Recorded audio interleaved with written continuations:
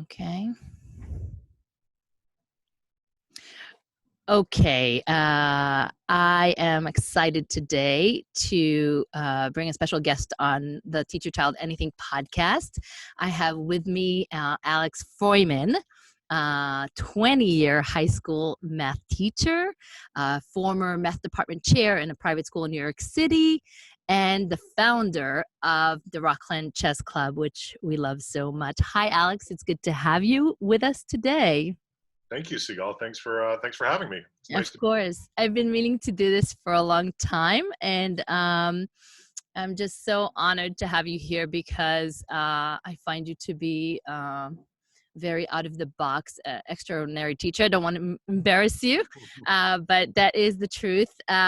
Before we jump in, Alex, and we're here today to talk about teach your child math and what parents can do at home to empower their kids in creative or maybe out of the box methods, ways, techniques, inspiration. I wanted to share with you, we met Alex in the Rockland Chess Club. My husband took the boys to play a few years ago, not knowing what to expect. And they essentially they just fell in love with Alex's chess club. They meet weekly and they play there. And then as the conversation unfolded, we found out that Alex is a math teacher, and we hired Alex to help our son with upper level math. So Alex, I was thinking of maybe sharing with you before this interview. I interviewed my boys and my husband a little bit about you and your teaching style. So let me share with you a little bit of what they said, and maybe we'll give the listeners some context about Alex and his teaching approach. So our son Barack, oldest, and I'm quoting, was sharing, Alex gave me lots of math puzzles. He proved them with the equations, and he made it look easy. He made the solution easy to understand and seem obvious. He helped me to learn the steps or the thinking behind the problem instead of just memorizing the equations. I continue to quote, he let me skip the steps that I know and the step that felt unnecessary and focus on what I needed to understand better.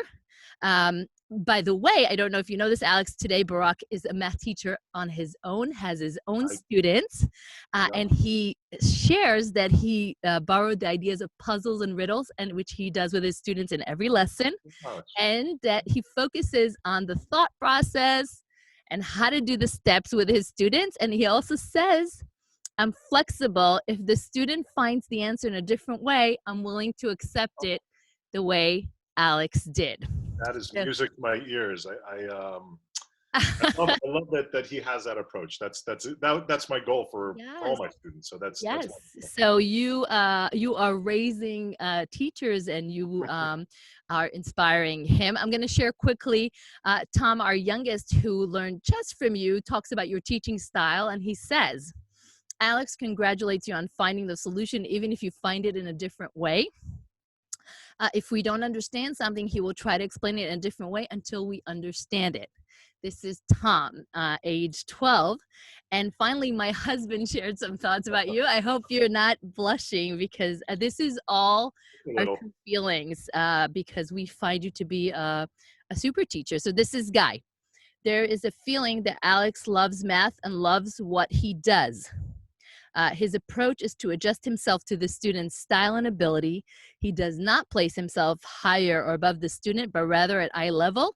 He's flexible, not rigid. He shows math as an inseparable and natural part of life, and not as a separate, rigid discipline. Guy goes on to say he looks for what excites the student. That is his starting point. He shines a light on the student's successes, no matter how small. He works with positive feedback, will always find the positive in the student and in his behavior and approach. So that is to give you guys some context about Alex and his teaching style. Really, everything they said is so well-deserved, Alex. And so first of all, I'd love to hear your thoughts about what they said, and then we could jump right in to talk about math some more. Well, I mean, those are very, very thoughtful and kind words, and I really appreciate that you shared that with me. I mean, you know, that's those are my goals, right? Like exactly what was described is what I hope for, and I often feel that, you know, I'm not sure that I actually achieve those goals with the people that I work with, but I think your family is very maybe too generous. Oh, no, But no, no. I'm Well really glad. deserved. I'm really glad that they had good experiences. I mean, that's a big hope that students, you know, feel more of a connection to what they're learning after, you know, I work with them or after they work with anybody for that matter. So Absolutely. that's nice to hear. Thank you very much. Yes. Alex, tell me, so you have been teaching math for 20 years. Why did you choose this profession? Yeah, it always felt very natural. I was tutoring classmates in high school, kind of informally, and then I actually got math teachers at the high school to recommend that I tutor some lower classmen when I was a senior. And I really enjoyed that. And then, you know, I went to college, I was a math major, and always had in my mind that I'd pursue a career in finance or maybe even law. And then, you know, once I retire, I'd be a math teacher because that's where my passion was. And then I tried a couple of those things. I briefly worked in a law firm. I worked in finance, and I didn't like it at all. So I found teaching earlier than I had expected, but for my first day teaching, I knew it was the right thing to do. I knew it was for me. I felt comfortable, and you know, even 20 years later, I'm still enjoying it. I still feel like, you know, I'm doing the right thing for myself and for my students, and it just feels right. So I think I'll do this until I retire. Okay, lucky for your students. Tell me about your experience with math as a child or as a teen. Was it a positive or negative experience, and why? Yeah, that's a great question. I'll say that I didn't love math throughout elementary and high school. I found it, I did well in it. Not perfect, but I did well. It was kind of fluid, but there was no excitement for me. There was no passion. There were times when it was not enjoyable in high school. You know, kind of when the teachers kind of too pushed me a little too fast. I was lost. But it was in college when I had a professor that really just, I don't know, made me really fall in love with mathematics and math education too, I can say. Um, you know, and I even speak to him to this day and just ask him, hey, what did you do? Like, what's the magic ingredient? And you know, he just brought it alive, made it really interesting, challenged us. So yeah, that was I don't know if that's a direct answer to your question, but Yeah, that's terrific. It always amazes me how one amazing teacher can make such a difference in a child's or a teen's life. Um, those are very rare and special and life changing. What was your parents' approach to math? very, very traditional. I mean, they're immigrants. My mother studied in Germany, my dad in Israel, and the little bit that I remember them helping me in math, it was just tricks, right? They would show me tricks to make some of the math easier, but you know, they weren't really involved. They weren't really encouraging. I didn't need a lot of help, but for them, math was very traditional, very, you know, rote memorization of techniques and skills and things like that. Yeah. So I didn't really come to the place I am in math until college and beyond. Yeah. Okay. Um, what's a common mistake that you see parents make when it comes to their children learning math? I think the immediate thing that pops into my mind is when parents say it's okay to be bad at math. I was bad at math too. I think there's this notion that math ability is genetic. And I know that there's some research that may point to intelligence being genetic, but um, there's two problems with parents saying that, you know, kind of normalizing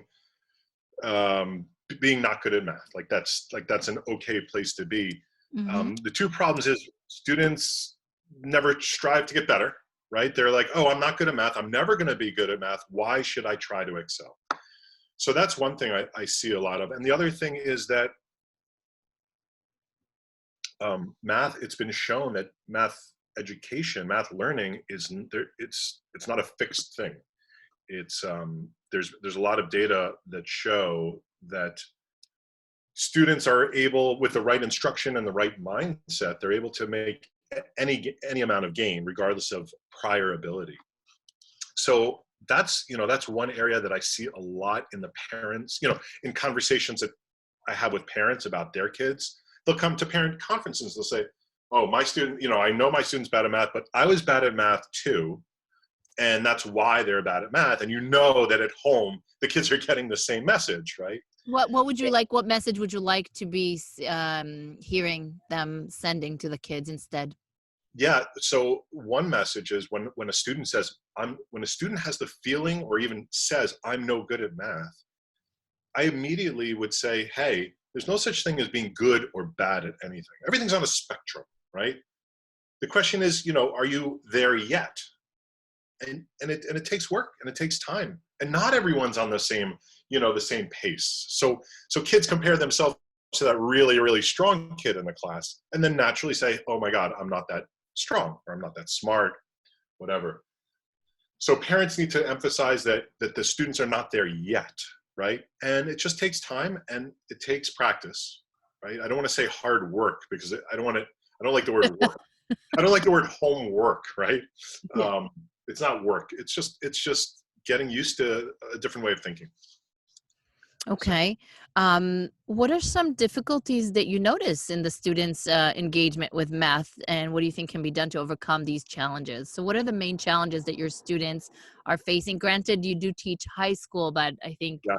it's up to you to discuss whether it's high school, middle school, elementary, or anything. I mean, I could spend an hour or two just talking about this one question, to be honest. I think Maybe about it a maybe lot. one or two main difficulties that you're Yeah, of seeing. course. I'm not. Don't worry. I won't. I won't take but students that come to me, in high school, they have this set way of learning math where it's the teacher teaches them skills. They have to memorize the skills and they have to be able to do them when the test comes. And then that's it. That's math learning. They have to jump over this single hurdle. Students that I work with in high school, they'll say, Mr. Freuman, you're asking us to understand the math, and we've never had to do that before, right? So they'll actually say this to me, and and I feel really bad that I'm putting that in position, right, of discomfort, but B, that they had this experience where math was nothing more than memorizing, how to solve one-step equations and whatnot. So the one challenge that I have is getting students comfortable with not being afraid of an unfamiliar math problem. I don't want students to say, oh, I never learned how to do this, right? Because that's why we learn math, right? To be able to approach problems and use some tools and figure out the best way to solve the problems. So that's, I think if I had to narrow it down to sort of one or two things, it's this idea of, thinking that you have to be told how to do something and then you'll be able to do it. That's not what math is all about. So you're talking about a mindset shift, really. That's you're more teaching them how to shift their mindset than even before you even touch on math, because they are in a different place completely, and so you have to bring them to a Yes. place where they're ready to sit down and try to understand something, Yes. Yes. as opposed to just being, And, passive. right. And not being afraid. I mean, that's the big key. Kids come with anxiety. They don't want to get things wrong, right? They don't want to, they're always been conditioned to, to be afraid of those wrong answers and being deducted points and things like that. Whereas math should be about, problem solving, making lots of mistakes, experimenting, trying new techniques, and encouraging that. So my job as a teacher is to normalize making mistakes early in the learning, because that's one of the ways towards real growth. Do you feel that we as parents at home, whether we are the ones that are teaching our kids math or whether our kids go to school to learn math, do you think we should be focusing on normalizing mistakes? Like that should be something that's common, if you want to chime in on that. Yeah. I think My short answer is yes, but the way to do it is maybe a little trickier. But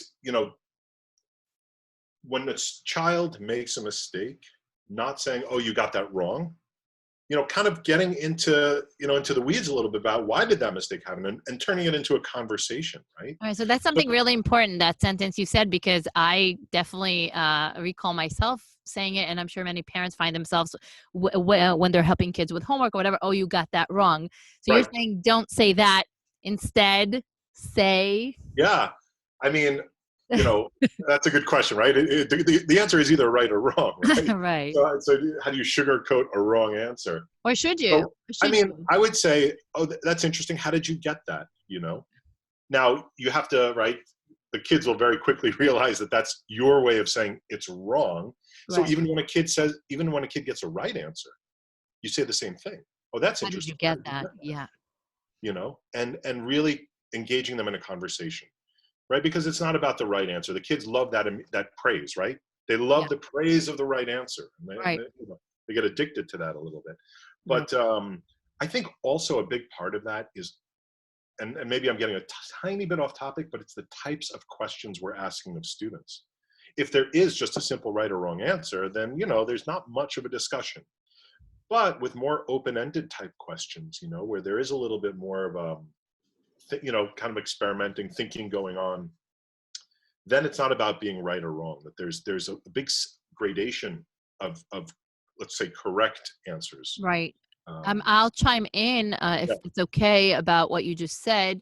And I'll add that in your math journey with our oldest son, 15-year-old Barack, you brought in the Exeter problem set. I hope it's okay that I'm mentioning it. yeah, of course. And I think that is in resonance with what you just said about bringing in open-ended questions, discussion questions, as opposed to right or wrong um, questions.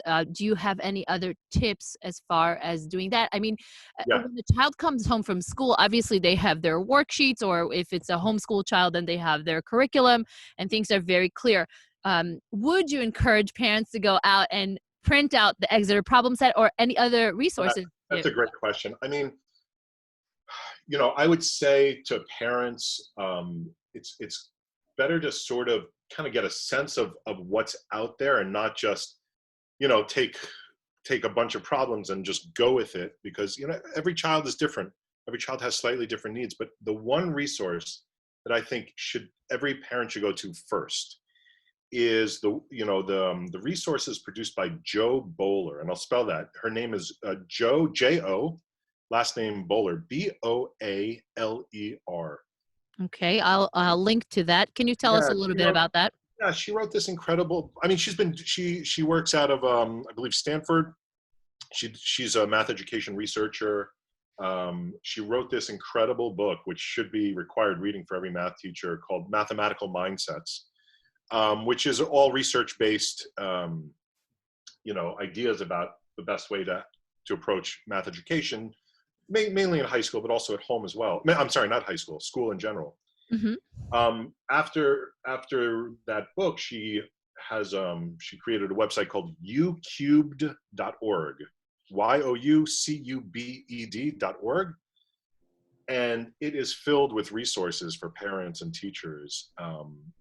And I think Take that it there's to take enough. that to the next step to make it a little I bit would say that richer. that's so. So the book is more like kind of the foundational ideas about the research that's out there. UCubed has resources, like really wonderful resources, open-ended problems, all age levels, all grade levels, all ability levels, and I think that there's something there for everybody. So I think you can get a very good flavor for the type of the variety of math resources that are available, that are very high quality and are sort of more open-ended, more thinking type, and not just math worksheets where students have to recall facts, skills, and procedures. Right. Do you feel that math, computer games, video games online are an effective tool, or is it Uh, more, more digital addiction time for the kids? I'll It's tell our you, own dilemma here in the house. I So, know I have kids too. I struggle with that. I'm not an expert on that. I know of a couple of games that I have vetted personally that I think are good, but I know that there are like thousands of things out there. My feeling is students should have very good facility with their math facts, with their times tables. That will serve them well and give them confidence in all math. So anything that has the students recall just their math facts is good. Yeah, I can't strongly recommend any digital piece. Not because I don't think there are any good ones out there, but I'm just not the person to ask. Okay. What would you whisper in the ear of a parent whose child is crying every time they need to do math homework? Wait, did you hear Huh. that? Yeah, that's a good question. It's a tough one. Well, what I'd really want to say is your child needs different math homework, right?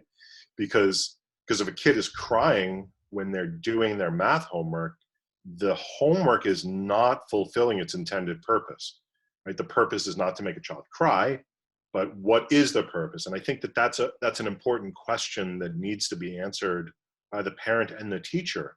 I mean, I don't, parents can't change what the homework is, but I really think a conversation with the teacher, and trying to, so that the teacher understands what it's doing to the child. It might just be not the right level for the child, but the reason the child cries when they're doing homework is because the homework reminds them of what their deficiencies are, at least the ones they perceive they have. Right. So I think that's a very negative reinforcement and needs to be corrected with the teacher. So, if I'm hearing you right, you're saying do not ignore that. Do not think that is normal. Do not have your child cry through it and think that they will get over it, because in essence, you're creating a negative experience, and this is not learning. Learning is not taking place. Am I understanding correctly? Yes, 100. That's exactly right. You said Okay. it much better than I did. Okay. Unfortunately, from experience, and not necessarily a good one at that. So, Yeah. um, I know that you use math riddles very often and math puzzles. So I was going to ask, do you find math riddles to be a useful tool? And I think the answer is yes. Um, but what is the best way to go about finding riddles to share and solve together with your child?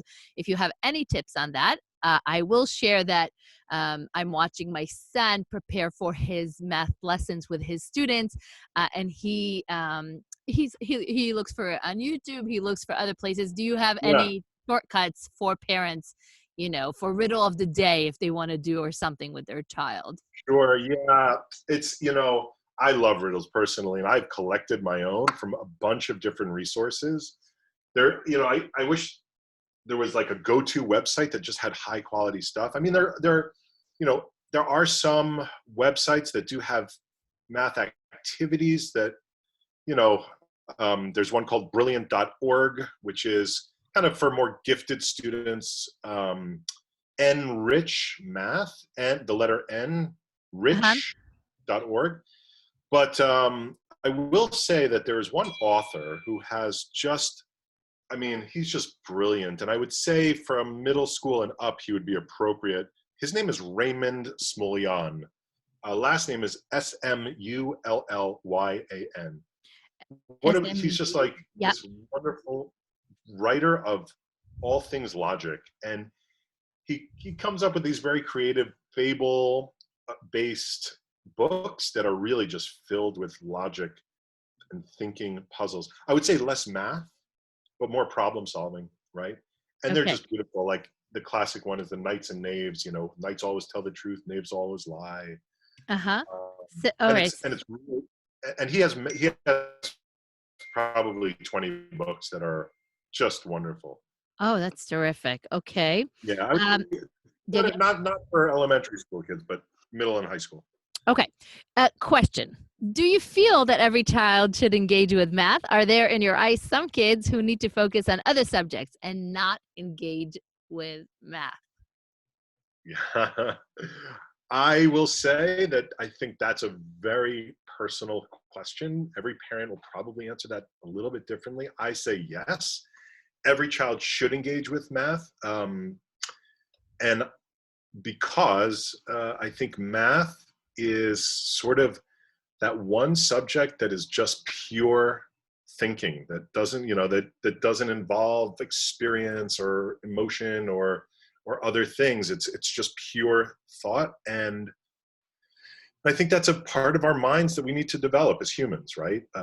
It can be challenging, and we need to learn how to overcome challenges too. So I'm going to say yes. I think, You're gonna go with yes. that's like a tough question. Like, why do we learn math if only 1% of our kids are actually going to need math in their life Right. beyond sixth grade math? Why do we do it?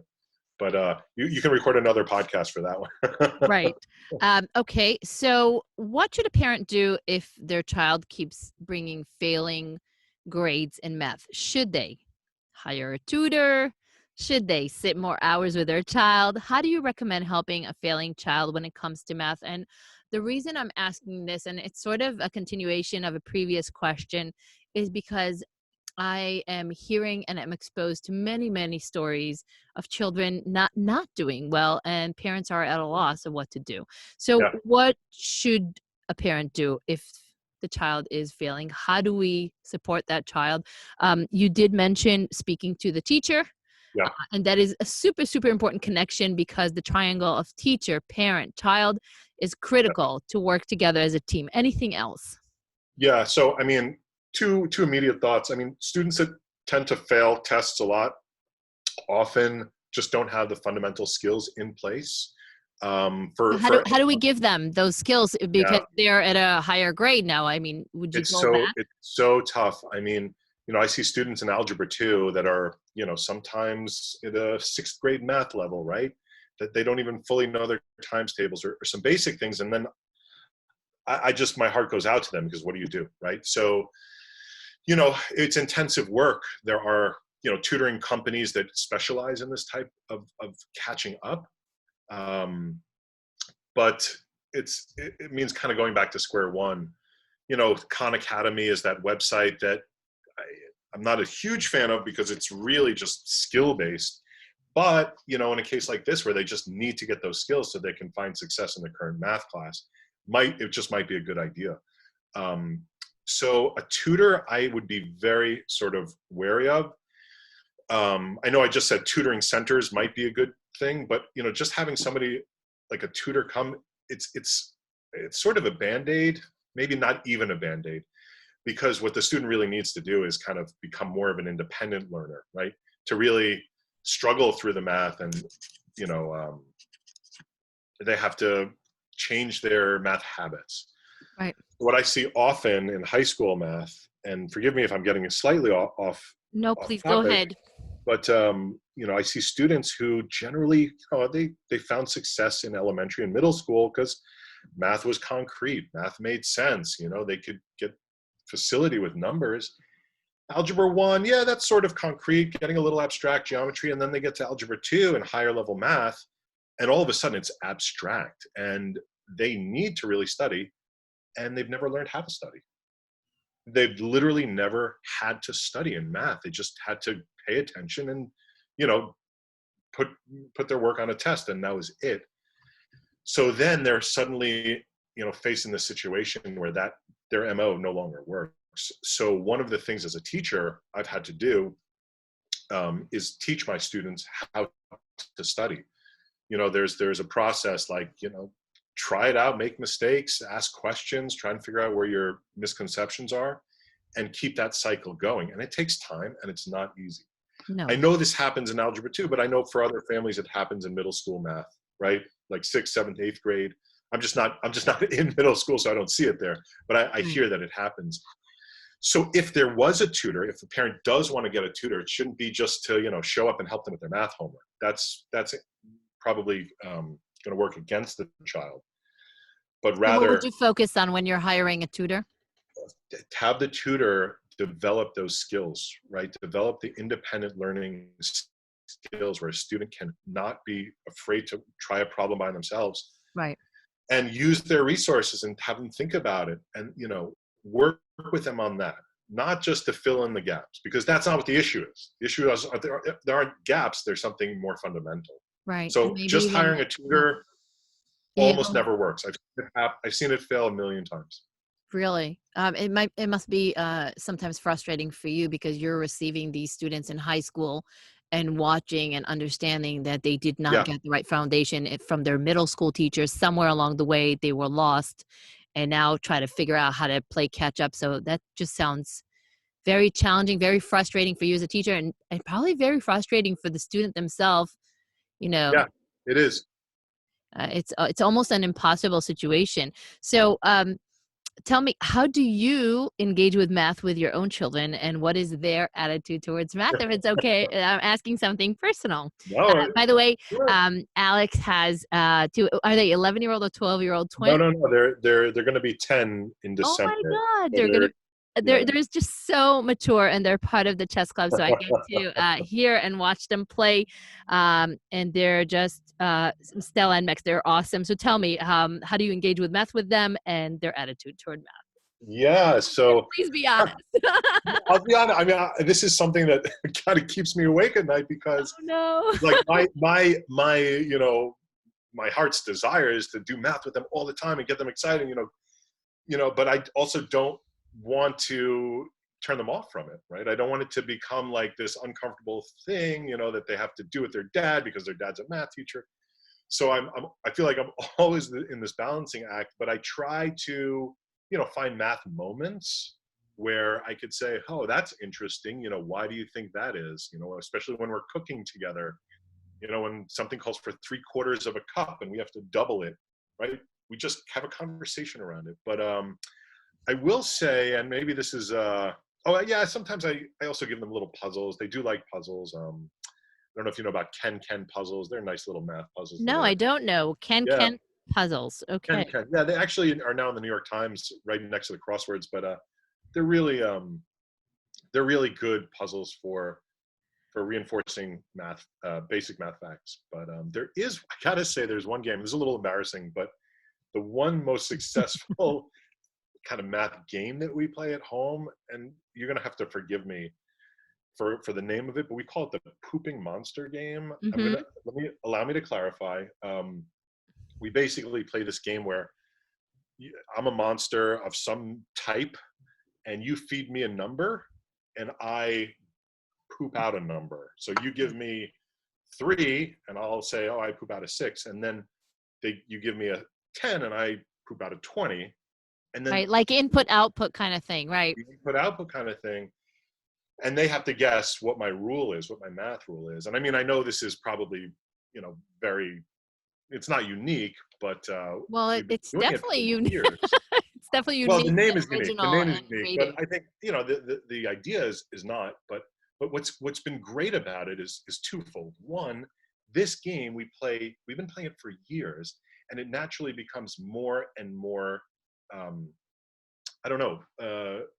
Could be more and more challenging. Like you can adjust the level, and then the kids naturally adjust the level because they take on more complicated things. So the first year we just were like adding or subtracting a number. Then we were like doubling or tripling a number. But now we're doing combinations of those, or we're squaring numbers, right? Or we're rounding numbers. And what we're actually doing is we're doing algebra 1. We're creating Right. functions. And when I think of one of the fundamental things about high school math, it's the idea of the function, and how important it is to understand that there's this input and output and the interrelationship thereof. So that's a Like game that a math continues to grow. playground. Yes. Yeah, it's fun. They get very creative. Sometimes they stump me. It's wonderful. Yeah, that just is so creative and so inspiring, Alex. Kind of makes me as a parent want to go out and find games and find riddles and try to be, even though I'm not necessarily naturally mathematical, but just engaging with that is very, very inspiring. So as we wrap up, any last thoughts or messages for parents out there listening and kind of trying to make the rest of 2020 and upcoming 2021, just a really good, positive experience math year for their child? Oh, that's a good question. I mean, I would really say, change the conversation from, from getting a bunch of right answer, trying to get the right answer, into more of this being a process, and, have more sort of open-ended conversations about math. And, math can be really fun and beautiful. And I just hope that that's, that the kids, all kids get to see that at some point. Right. And I'm gonna So, also yep. one of the takeaways, and I know I've listened in on your math lessons and on your chess lessons, so I know that you say this often, and I love this sentence. I think it's a great takeaway from this conversation. Um, that's interesting. How did you get that? I hear Yeah. you say it again and again and again, and I think that's a great, great sentence to start a math dialogue at home as well. Yeah. So. Anything else? Did I cut you off or any other last minute stuff? Okay. So, how can anyone who wants to contact you? Do you have a preference? Do you want them to go through me, or do you have an email or any contact info that you'd like to share? Oh, yeah, that's a good question. I'm not too big on social media, but I guess, you could tweet at me. It's at Freuman, which is just my last name. That's probably the best way. All right, Um, awesome. So, parents of the world, you are welcome to contact Alex with Absolutely. any feedback about this podcast. Alex, I want to share what an honor it's been. You have given so many ideas and resources. I've written everything down and we'll share them in the show notes so people could go and find them. You better believe I'm going to find them today. And I just want to thank you. As far as I'm concerned, you are not a math teacher, you are a math wizard. And I'm so honored for the math journey that you've done and the chess journey that you've done with my kids. I want to bring you back to talk about chess separately for I would sure, love that. 100% very soon. And otherwise, I just want to thank you so, so very much. And sweet regards to Tamara and your sweet family. And it's been an honor. Thank you, Alex. Wonderful. Say hi to all the Sabans for me too. I will. Thank you. Bye-bye. Wonderful.